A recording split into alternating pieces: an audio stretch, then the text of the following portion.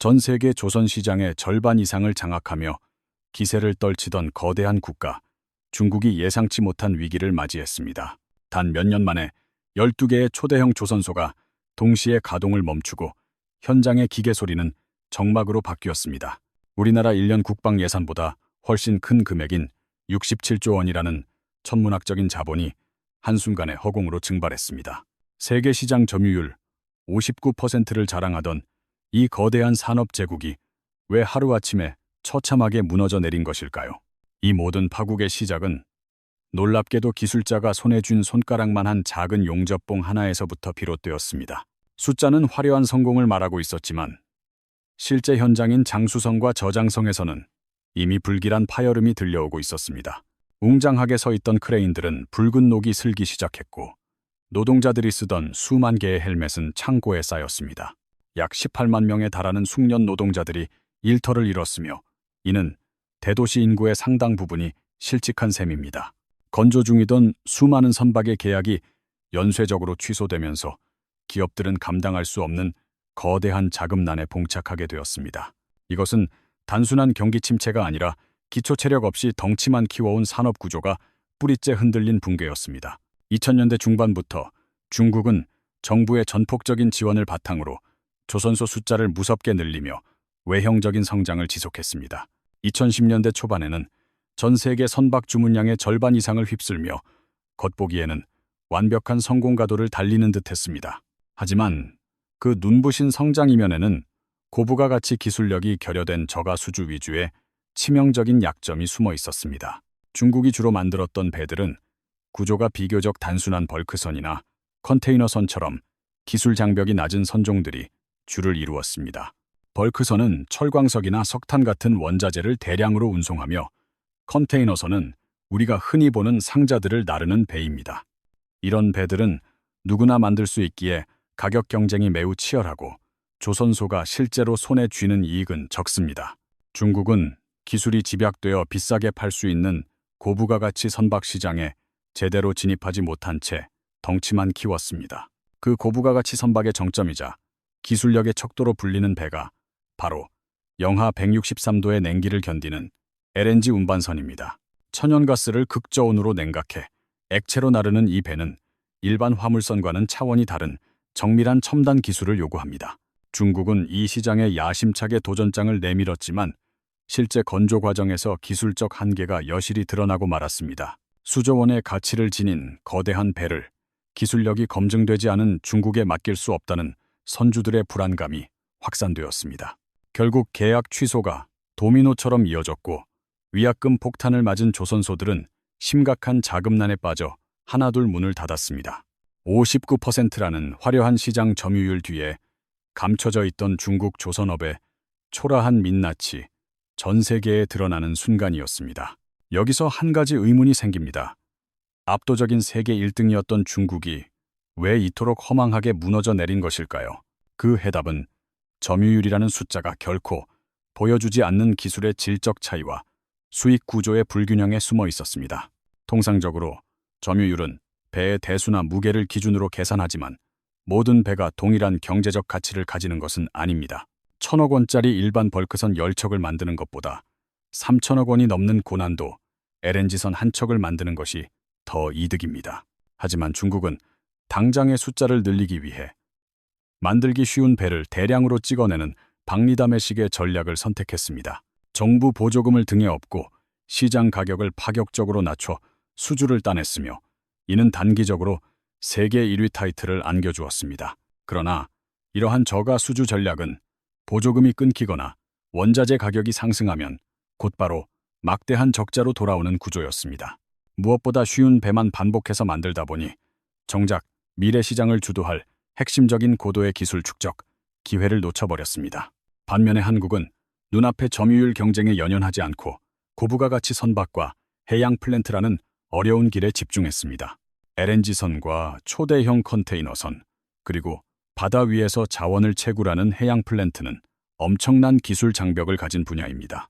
이런 배들은 제작 난이도가 매우 높아서 가격 경쟁에 휘둘리지 않고 독보적인 마진을 유지하며 수익을 극대화할 수 있습니다.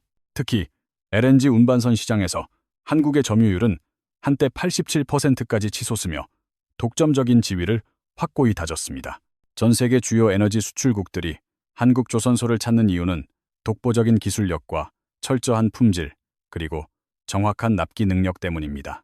약속한 날짜에 완벽한 품질의 배를 인도하는 능력은 수천억 원의 운용 이익이 걸린 선주들에게 가장 중요한 신뢰의 척도입니다. 중국 역시 이 거대한 시장의 가능성을 보고 국영 조선사들을 동원해 LNG선 건조에 도전하며 추격을 시작했습니다. 그들은 선진 설계도를 라이선스로 사오고 핵심 장비를 수입하면 한국을 금방 따라잡을 수 있을 것이라 자신했습니다. 하지만 기술의 본질은 단순히 돈으로 사는 도면이 아니라 수만 번의 시행착오 끝에 얻어지는 현장의 노하우였습니다. 중국 조선소들은 기술의 핵심인 극저온 저장 기술을 과소평가하며 단순히 돈으로 시간을 살 수 있다고 믿었습니다. LNG 운반선은 천연가스를 영하 163도라는 상상하기 힘든 극저온 상태로 얼려 부피를 600분의 1로 줄여야 합니다. 영하 163도는 지구상에서 가장 추운 남극보다 훨씬 더 낮은 온도로 일반적인 금속은 이 온도에서 바스러집니다. 철강 재료가 유리가 깨지듯 부스러지는 취성 파괴 현상을 막기 위해서는 특수합금과 정밀한 시공 능력이 필수적입니다. 실제로 중국 후동, 중화조선에서 만든 LNG선이 호주 바다 한가운데서 멈춰서며 견인되는 초유의 사태가 발생했습니다. 호주 당국이 이례적으로 긴 운항 금지 조치를 내릴 만큼 중국산 배의 기술적 결함은 국제적인 망신을 샀습니다. 이 거대한 선박의 안전을 결정짓는 핵심은 바로 저장 탱크의 이음새를 완벽하게 이어붙이는 정밀한 용접 공정입니다. 영하 163도의 냉기를 견디며 수축과 팽창을 반복해도 깨지지 않는 특수 용접봉은 전 세계 극소수 기업만 제조합니다. 우리나라의 HD, 현대와 일본의 일부 기업만이 보유한 이 용접 기술은 수십 년간의 연구와 실패로 쌓아온 결실입니다. 설계도는 복사할 수 있지만 수만 번의 테스트를 거쳐 완성된 용접봉의 금속 배합 비율은 결코 흉내낼 수 없는 기밀입니다. 중국은 이 장벽을 너무나 쉽게 생각했고 현장에서는 곧바로 치명적인 균열과 가스 누출 가능성이 포착되기 시작했습니다. 건조 중이던 LNG선 탱크에서 발견된 미세한 균열들은 중국 조선소 전체의 신뢰도를 바닥으로 떨어뜨리는 도화선이 됐습니다. 수천억 원을 투자한 선주들은 바다 위에서 배가 폭발하거나 멈춰 설지도 모른다는 공포에 휩싸여 해명을 요구했습니다. 하지만 중국 측은 명확한 해결책을 제시하지 못했고 불안감은 전 세계 해운업계로 빠르게 번져나갔습니다. 마침내 카타르의 대형 에너지 기업이 중국과의 계약을 전면 취소하며 역사적인 대탈출의 신호탄을 쏘아 올렸습니다. 노르웨이와 그리스 등 전통적인 해운 강국들도 줄줄이 계약을 파기하며 중국 조선소와의 파트너십을 끝냈습니다. 선주들은 계약금의 30%에 달하는 막대한 선수금을 날릴 위험을 무릅쓰고서라도 안전한 배를 원했습니다. 배 한 척의 인도가 늦어지면 수조, 원대의 에너지 수입 계획이 차질을 빚기에 신뢰가 깨진 중국은 더 이상 대안이 아니었습니다. 갈 곳을 잃은 거대한 자본과 선박 주문들은 자연스럽게 압도적인 기술력을 보유한 한국 조선소로 향하기 시작했습니다. HD 현대와 삼성중공업 그리고 한화오션은 이 기회를 놓치지 않고 역대 최대 규모의 수주 잭팟을 터뜨렸습니다. 한국 조선소들은 갑자기 밀려드는 엄청난 주문량을 처리하기 위해 공장을 풀가동하며 사상 초유의 호황기를 맞이했습니다. 특히 카타르 에너지와 체결한 24조 원 규모의 계약은 국내 조선업 역사상 단일 사업으로는 최대 규모의 성과였습니다. 향후 4년치 일감을 한꺼번에 확보한 우리 조선업계에는 이른바 슈퍼사이클이라는 장기 호황의 서막이 올랐습니다. 반면에 계약 취소로 자금줄이 막힌 중국 조선소들은 이미 지출한 인건비와 자재비를 감당하지 못해 도산 위기에 처했습니다. 한국이 이 기회를 잡을 수 있었던 것은 단순히 운이 좋아서가 아니라 오래전부터 철저하게 준비된 실력이 있었기 때문입니다. 한국 조선소의 첫 번째 강력한 무기는 숙련공의 손길을 정밀한 데이터로 옮겨놓은 첨단 로봇 자동화 시스템에 있습니다. 24시간 쉬지 않고 일하는 용접 로봇은 단 하나의 오차도 허용하지 않는 균일한 품질의 선박을 완성해냅니다. 중국은 값싼 노동력을 대거 투입해 물량으로 승부하려 했지만 사람의 피로도는 결국 품질의 편차와 결함으로 이어졌습니다. 두 번째 무기는 선박에 들어가는 각종 부품과 장비의 90% 이상을 스스로 만들어내는 독보적인 국산 화율입니다. 핵심 부품을 자국에서 조달하면 원가를 획기적으로 낮출 수 있을 뿐만 아니라 품질 관리와 납기 조절도 매우 수월해집니다. 중국의 국산 화율은 50% 수준에 불과해 핵심 부품을 해외에 의존하다 보니 가격 경쟁력과 납기 모두에서 밀렸습니다. 세 번째 무기는 30년 넘게 LNG선을 건조하며 쌓아온 실전 노하우로 이는 어떤 설계도로도 복제할 수 없는 자산입니다. 한국 조선소에서 만든 배는 극저온 테스트 통과율이 거의 100%에 수렴하며 전 세계 선주들에게 절대적 신뢰를 줍니다. 하지만 우리 조선업계는 현재의 성공에 안주하지 않고 다가올 더 큰 변화인 국제해사기구의 환경 규제에 대비하고 있습니다. 국제해사기구는 지구온난화를 막기 위해 전 세계 모든 선박에 엄격한 탄소 배출 등급을 매겨 운항을 제한하기 시작했습니다. 탄소 집약도 지수 규제에 따라 등급이 낮은 배는 주요 항구 출입이 금지되기에 친환경 기술 없이는 생존이 불가능합니다. 2023년부터 시작된 감축 기준은 해마다 높아져 2026년에는 무려 11% 이상의 탄소를 줄여야만 합니다.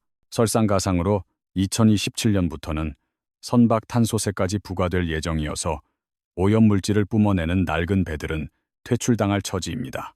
한국은 이미 LNG 이중 연료 엔진과 메탄올 추진선 등 차세대 친환경 선박 시장에서도 기술적 우위를 점하고 있습니다. 암모니아와 수소 엔진 같은 꿈의 기술 개발에도 박차를 가하며 중국이 감히 넘볼 수 없는 초격차를 더욱 벌리고 있습니다. 67조 원의 증발과 12개 조선소의 동시 폐쇄라는 비극적인 숫자가 우리에게 주는 교훈은 명확하고 묵직합니다. 기초 체력과 핵심 기술을 무시한 채 오직 덩치만 키우는 양적 성장의 끝은 결국 허망한 몰락뿐이라는 사실입니다. 중국은 세계 1위라는 타이틀에 취해 쉬운 길만 선택하며 기술력이라는 내실을 채우는 일에 소홀히 했습니다. 어려운 기술에 도전하지 않고 보조금으로 시장을 왜곡한 대가를 중국은 가장 비싼 수업료를 내며 치르고 있습니다. 반대로 우리 한국은 당장의 이익이 나지 않더라도 묵묵히 기술에 투자하며 35년간 인내의 시간을 보냈습니다. 수많은 실패에도 굴하지 않고 다시 도전하며 쌓아올린 결과가 지금의 압도적인 초격차라는 결실로 돌아온 것입니다. 경쟁자가 도저히 따라올 수 없을 만큼 벌려놓은 이 기술의 격차야말로 대한민국 조선업을 지탱하는 진정한 힘입니다. 이러한 교훈은 비단 조선업뿐만 아니라 모든 산업 분야와 우리 삶의 모든 영역에 동일하게 적용되는 진리입니다. 외형적인 숫자나 화려한 겉모습에 현혹되지 않고 기본과 품질에 집중하는 것만이 지속 가능한 성장을 보장합니다. 진정한 1등은 평화로운 시기에 정해지는 것이 아니라 거센 위기 속에서 기술력으로 그 가치를 증명해낼 때 결정됩니다. 하지만 중국의 몰락이 곧 한국의 영원한 승리를 의미하는 것은 아니기에 우리는 현재의 성공에 안주해서는 안 됩니다.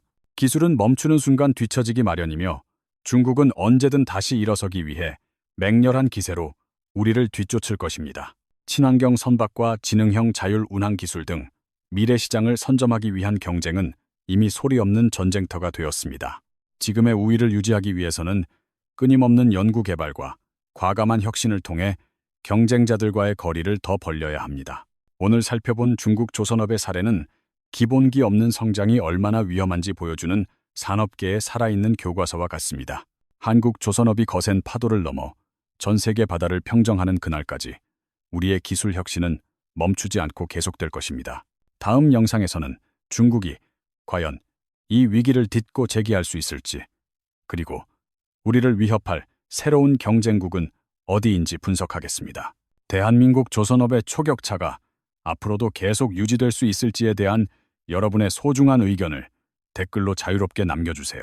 글로벌 산업의 복잡한 흐름을 쉽고 명쾌하게 전해드리는 이 채널을 놓치지 않으시려면 지금 구독과 좋아요를 부탁드립니다. 끝까지 시청해주셔서 진심으로 감사드리며 저희는 더욱 깊이 있고 통찰력 넘치는 다음 영상으로 다시 찾아뵙겠습니다.